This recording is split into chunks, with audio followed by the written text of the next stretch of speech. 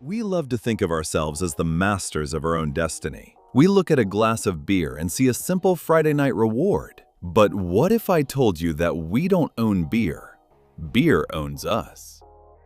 For decades, history books taught us that our ancestors stopped wandering the wilds because they were hungry for bread. But new evidence suggests they actually settled down because they were thirsty for ale. Therefore, the very foundation of human civilization, agriculture, wasn't built on a loaf of sourdough, but on the need for a steady supply of grain for brewing.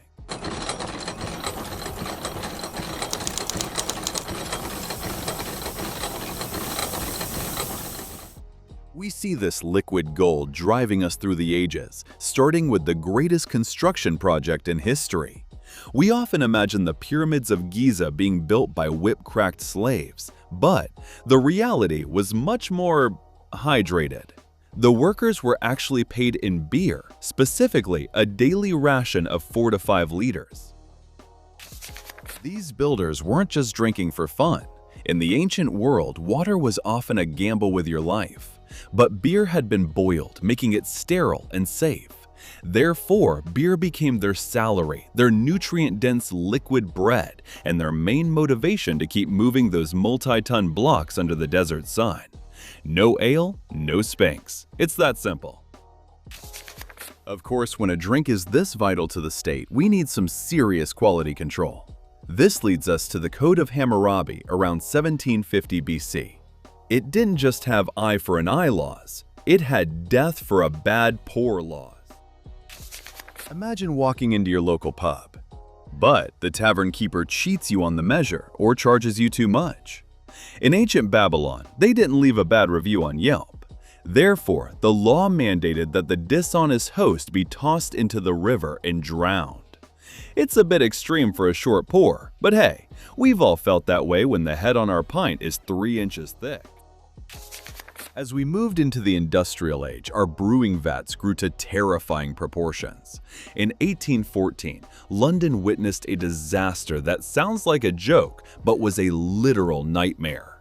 A massive vat at Muse Brewery burst. Therefore, a tidal wave of 1.4 million liters of dark porter swept through the streets. It wasn't a party. It was a flood that leveled 2 houses and tragically drowned 8 people. We might think we've reached the peak of our beer obsession here on Earth, but humanity refuses to be grounded.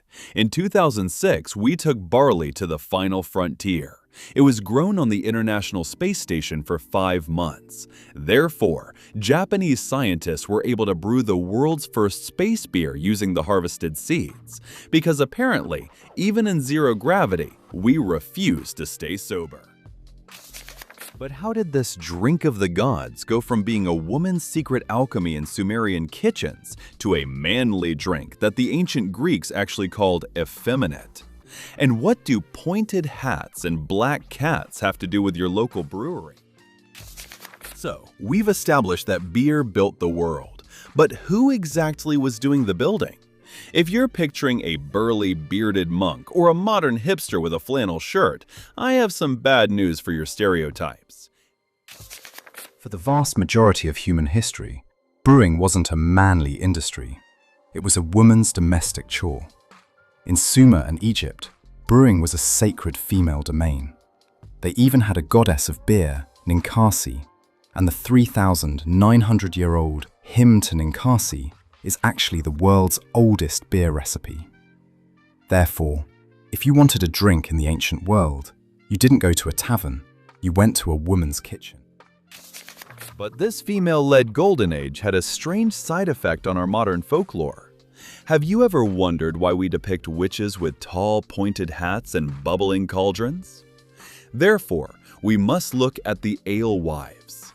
In crowded medieval markets, female brewers wore these tall hats, specifically so customers could spot them over the heads of the crowd. But later, as commercial brewing became a male-dominated business, these symbols of professional women were twisted into the image of the Wicked Witch. Now, let's talk about the experience of drinking this ancient brew. You might imagine a nice clear glass of lager, but ancient beer was thick, gritty, and had the consistency of porridge. It was quite literally liquid bread.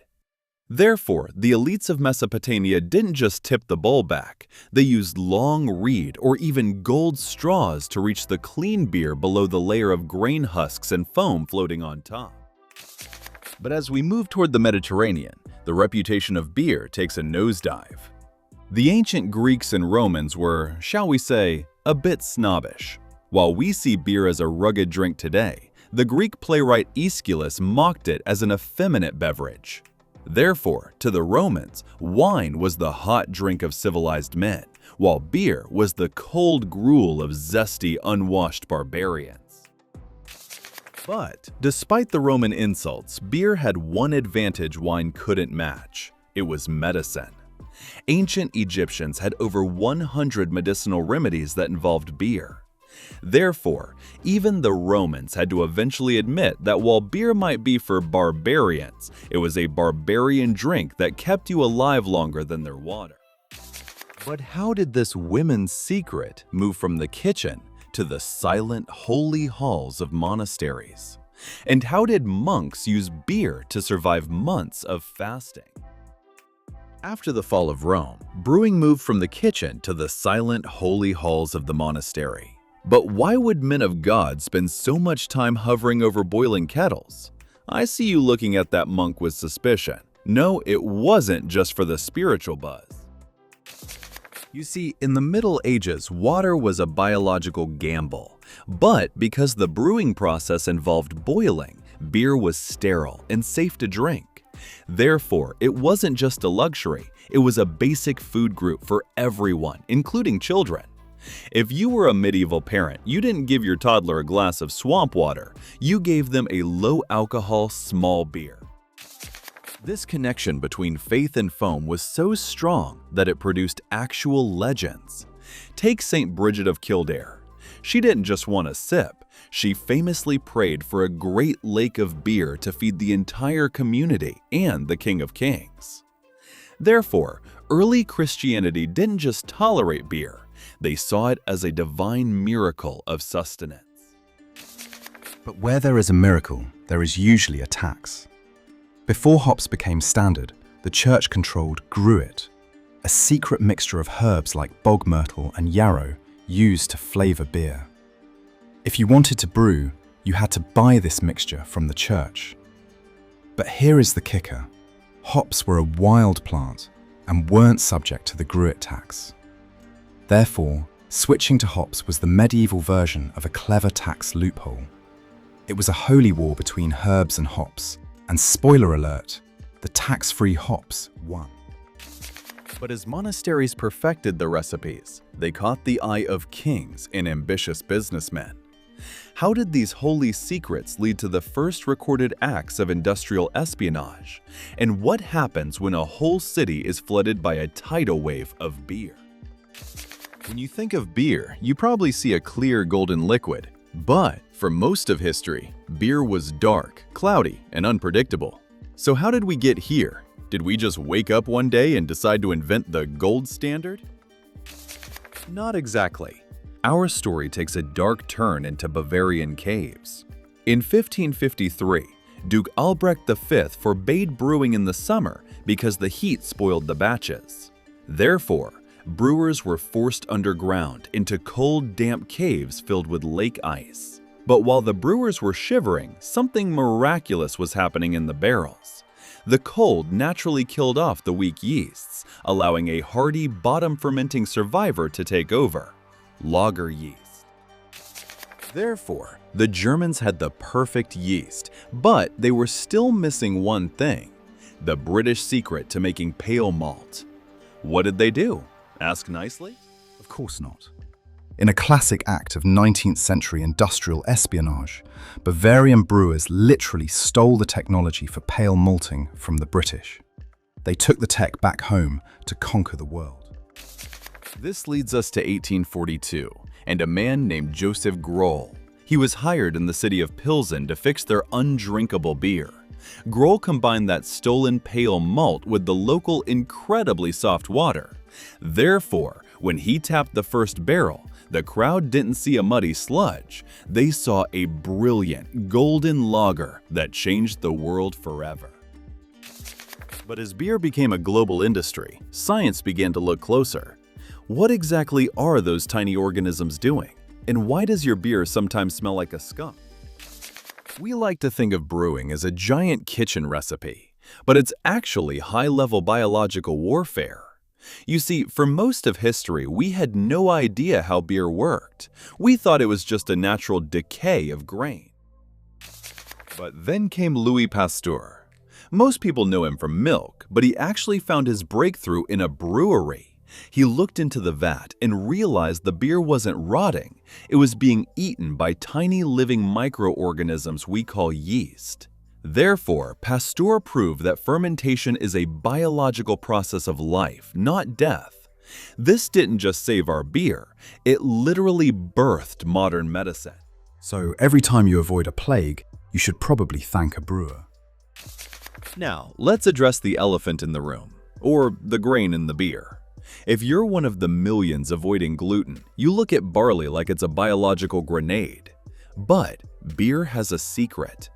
Even though we start with gluten-heavy grains, the process of mashing and fermentation is so aggressive that it breaks down those proteins by up to 98%.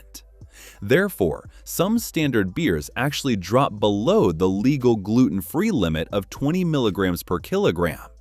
But, and this is a big but, please don't go drinking a six-pack if you have celiac disease based on my advice. I'm not a doctor. But even if your beer is gluten-safe, it might still smell like a skunk. If you've ever opened a clear bottle on a sunny day and thought a small mammal had died inside, you're not crazy. It's chemistry. Therefore, when UV rays hit the compounds from the hops, they trigger a flash reaction that creates the exact same aroma molecules found in a skunk spray. But brown glass blocks nearly all of those rays, keeping your beer fresh. Green glass is a gamble, and clear glass? Therefore, clear glass is basically an invitation for the sun to ruin your drink in minutes. But as we master the chemistry of the pint, we've started pushing beer to its absolute physical limits. How do you make a beer that's stronger than whiskey? And can drinking beer actually give you liquid bones? We've explored the caves and analyzed the yeast. But have we reached the final form of this liquid? Is beer just a drink, or is it a biological upgrade? Let me ask you this. Could your local pub actually be a doctor's office in disguise?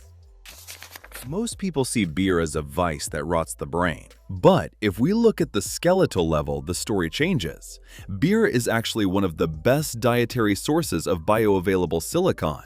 Therefore, drinking it in moderation can help increase bone density and prevent osteoporosis.